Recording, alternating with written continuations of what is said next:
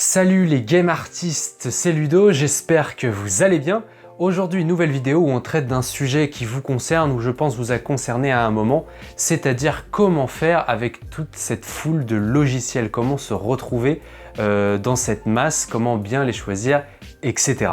Alors aujourd'hui, si vous vous lancez dans le domaine, que ce soit pour le graphisme du jeu vidéo ou le graphisme en général, un professionnel n'aura pas de mal à vous dire que tout est réalisable.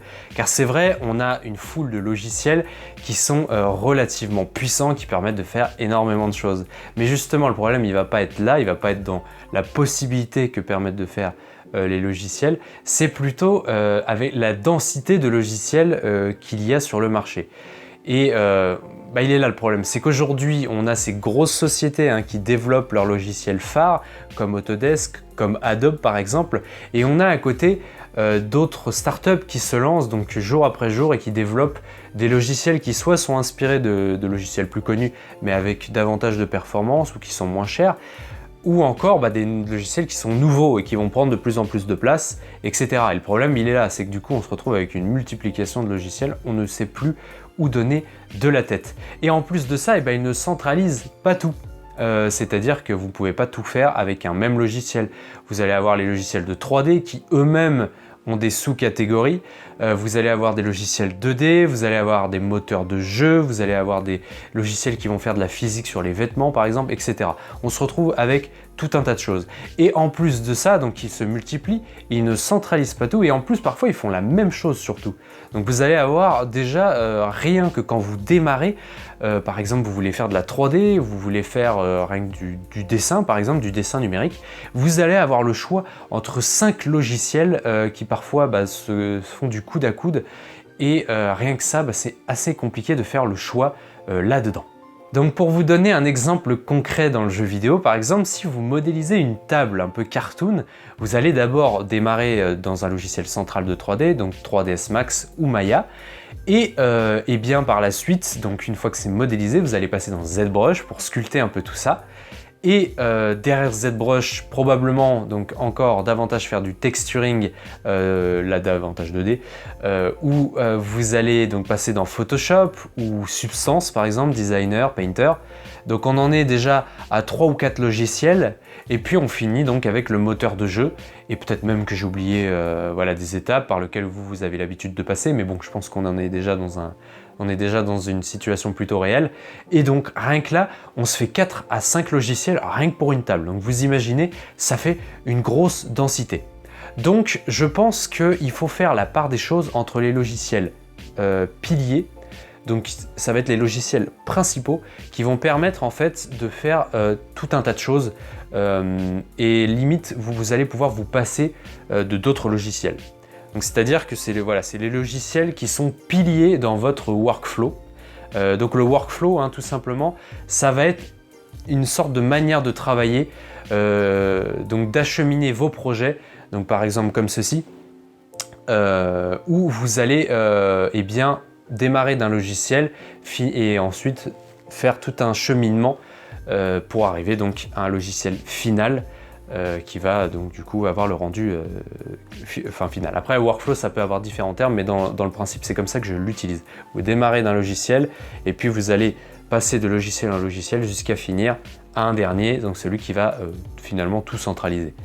Et il faut faire la part des choses entre les logiciels piliers et les logiciels plutôt secondaires. Secondaires, ça veut dire qu'ils vont intervenir pour vous faciliter la vie, qu'ils ne sont pas forcément primordiaux et qui interviennent plutôt pour vous faciliter la vie et pour donner une plus-value à la chose, mais probablement que vous pourriez vous en passer. Donc voilà, faire la part des choses entre ces deux catégories du coup de logiciels. Alors comment choisir ces logiciels ? Eh bien, tout simplement, on va faire une première catégorie de personnes, c'est tous ceux qui sont en école.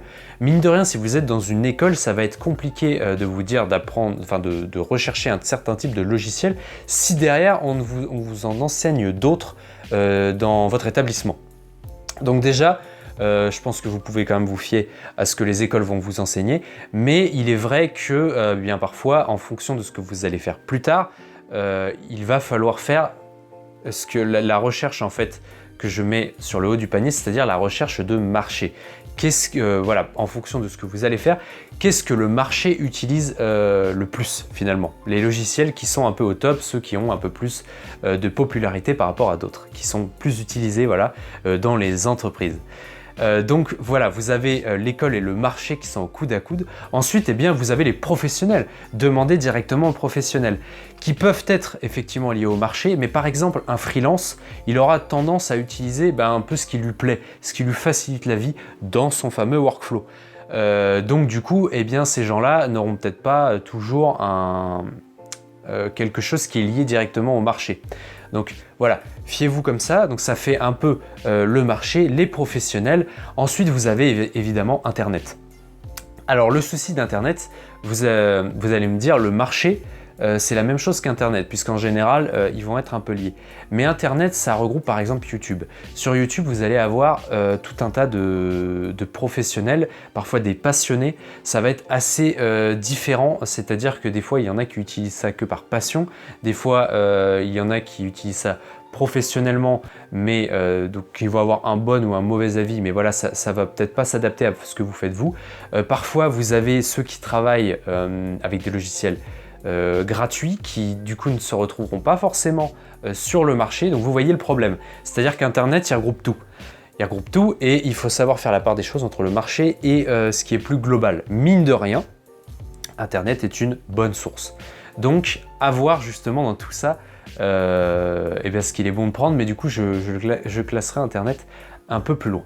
Donc vous avez voilà toutes ces idées pour retrouver votre logiciel, enfin vous y retrouvez voilà, dans cette foule de logiciels. Alors tout d'abord, une fois que vous avez fait vos recherches, il faut choisir vos logiciels piliers. Donc c'est ceux par lesquels finalement vous pourriez presque tout faire. Il va y en avoir plusieurs évidemment parce que vous ne pouvez pas tout faire avec un seul et même logiciel, c'est malheureusement pas le cas, mais il y en a quand même qui permettent de faire énormément de choses. Donc je vous donne un cas concret, par exemple vous voulez faire du jeu vidéo et probablement même du jeu vidéo 3D. Vous allez par exemple choisir un logiciel de 3D central comme Maya qui va vous permettre finalement de faire tout un tas de choses. Puisque dans Maya par exemple il est possible de faire de la modélisation, ça vous le savez, mais vous pouvez aussi faire un peu de sculpting. À voir si c'est effectivement c'est pas du sculpting type ZBrush, mais peut-être qu'il est possible de se passer de ZBrush. Peut-être même que vous n'en avez pas forcément besoin pour la production que vous êtes en train de faire. Ensuite, il y a Photoshop. Photoshop qui est mine de rien un logiciel particulièrement solide dans le milieu professionnel, probablement même que c'est un logiciel dont personne ne peut se passer en fait. C'est-à-dire que on ne peut même pas en fait, comment dire, dans une recherche de poste, on ne vous dira peut-être même pas de connaître Photoshop puisque c'est quelque chose, vous voyez, qui est censé être logique. C'est-à-dire que Photoshop, voilà, il est lié à plein de choses, il est tellement connu que finalement on n'a même plus besoin d'en parler et que tout le monde le connaît à peu près. Donc vous avez par exemple Photoshop qui peut permettre de remplacer un Substance. Alors je sais que ça peut faire mal à certains que je dise ça, mais dans un certain cas, il peut permettre voilà, de peut-être éviter d'utiliser Substance. Même si on est d'accord, Substance permet de faciliter la vie, mais voilà, vous avez compris le principe. Et ensuite, par exemple, vous avez votre moteur de recherche. Moteur de jeu vidéo, pardon. Donc voilà, ça va donner donc par exemple un Unreal ou un Unity. Donc par exemple, il est possible de faire déjà une bonne production rien qu'avec Maya, Photoshop et Unity. Vous voyez, donc ça va être des logiciels piliers. Ensuite, vous avez les logiciels secondaires. Donc secondaire, désolé de le dire, mais c'est vrai que ZBrush, je le caserais plutôt dans un logiciel secondaire parce qu'il ne va pas permettre de faire autant de choses qu'un Maya par exemple. Donc ZBrush plutôt en secondaire. Vous avez Substance aussi qui va être plutôt en secondaire parce qu'on peut s'en passer.